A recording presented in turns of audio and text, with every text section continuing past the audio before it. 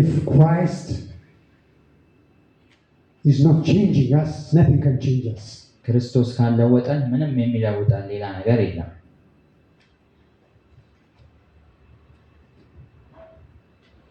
The greatest change happened in our life is the change that we have in Christ. በሕይወታችን ያለው ለውጥ በክርስቶስ ኢየሱስ የመጣ ለውጥ ነው። We have been in darkness. በጨለማ ነበርን። We have been in days.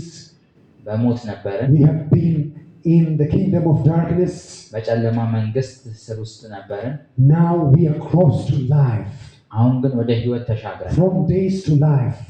ከሞት ወደ ሕይወት ተሻግረናል። From darkness to marvelous light. ከድቅድቅ ጨለማ ወደሚገርም great change. Hallelujah. ታላቅ የሆነ ለውጥ በሕይወታችን ሆኗል። Even Paul the Apostle was comparing both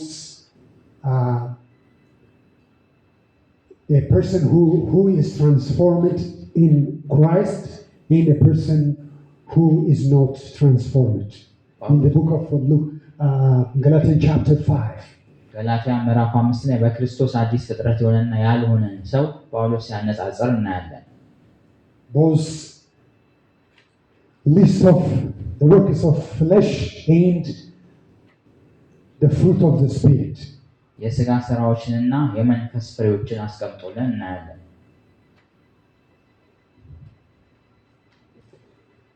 Verse 19.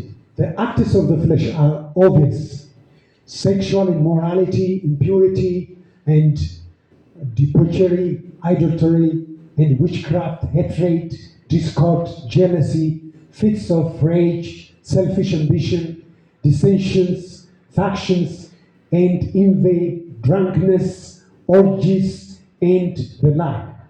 I warn you, as I did before, that those who live like this will not inherit the kingdom of God. But the fruit of the Spirit is love, joy, peace, forbearance, kindness, goodness, faithfulness, gentleness, and self-control. Against such things there is no law. Those who belong to Christ Jesus have crucified the flesh with its passion and desire. From verse 19, you will see lists of the life that was not transformed in Christ.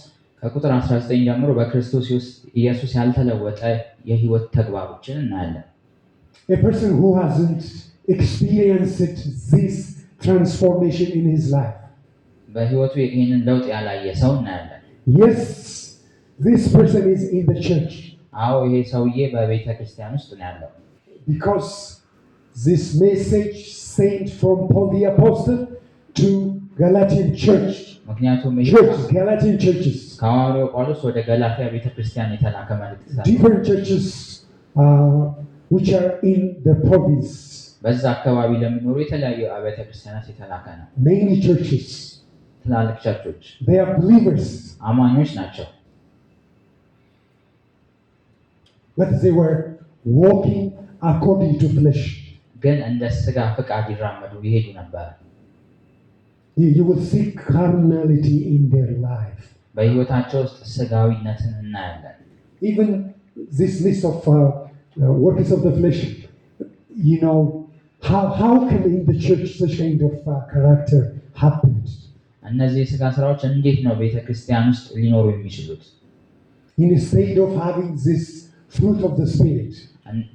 የመንፈስ ፍሬ ሊኖረን ሲገባ እንዴት ነው እነዚህ የሥጋ ሥራዎች በቤተ ክርስቲያን የተገኙት? Instead of love, they are living in hatred. ከፍቅር ይልቅ በጥላቻ ውስጥ እየኖሩ ነው ያሉት። Instead of living in purity, በቅድስና ከመኖር ይልቅ this church was living in sexual immorality. በተለያየ በዝሙት በመዳራት ውስጥ እቺ ቤተ ክርስቲያን ትኖር ነበር።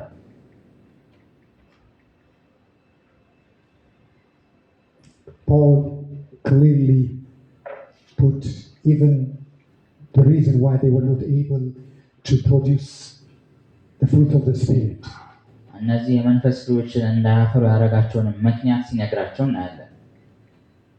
which are love, faithfulness, meekness, ፍቅር፣ ታማኝነት። Verse 24, Paul the Apostle said, those who belong to Christ Jesus have crucified those lusts of the flesh, the works of flesh. This list represents that lusts of the works of flesh. በክርስቶስ ኢየሱስ የሆኑት ስጋን ከክፉ ምኞቱና መሻቱ ጋር ሰቅለውታል ይላል። እነዚህን የስጋ ስራዎች In Christ they have ability to crucify all these lusts of the works of flesh. በክርስቶስ እነዚህን ክፉ የሆኑ የስጋ ስራዎች የመስቀል አቅም ወይም ብቃት አለን። As Paul himself said in the book of Galatians chapter 2 verse 20, I have been crucified. ጳውሎስ እንዳለው ገላትያ ምዕራፍ 2 ቁጥር 20 ላይ እኔም ከክርስቶስ ጋር ተሰቅያለሁ እንዳለ I no longer live, but Christ lives in me. እኔ አልኖርም ክርስቶስ ግን በእኔ ይኖራል እንዳለው In other words, he is saying this lists of the works of flesh will no longer live in me. በሌላ ቋንቋ ምን እያለ ነው? እነዚህ የተዘረዘሩ የስጋ ስራዎች በእኔ ውስጥ አይኖሩም ይላል። Hatred will no longer live in me. ጥላቻ በእኔ ውስጥ አይኖርም እያለ Envy will no longer live in me. ምቀኝነት በእኔ ውስጥ አይኖርም እያለ ነው። But every characteristics of Christ lives in me, which is love, faithfulness, purity, humility, የክርስቶስ meekness, ባህሪያት ግን self-control. ተገልጠው ይኖራሉ ይላል። ፍቅር፣ ደስታ፣ ሰላም፣ ቸርነት እነዚህን የመሳሰሉ መንፈስ ፍሬዎች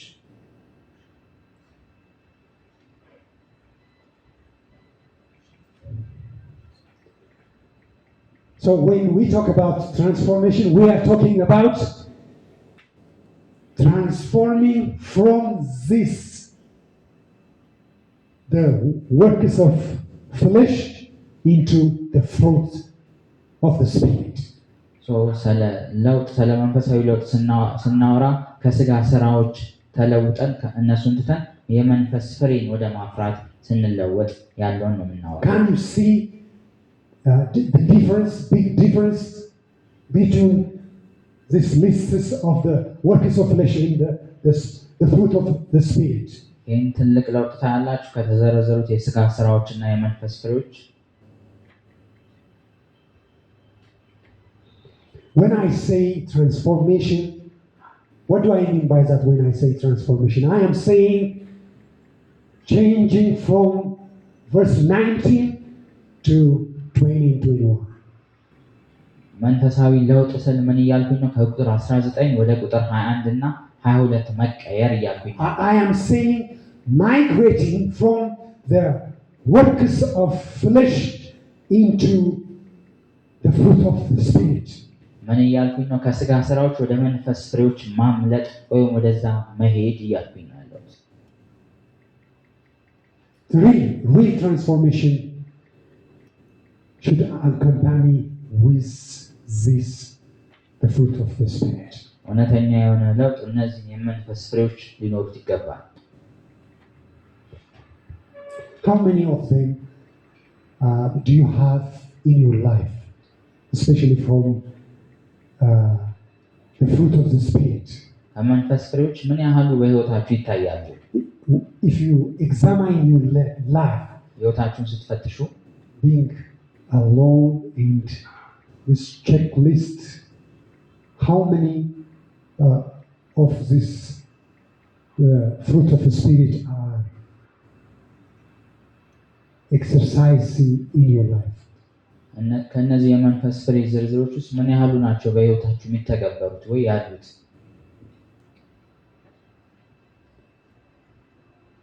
3 of them, 4, 3 4 5, 5 6, 6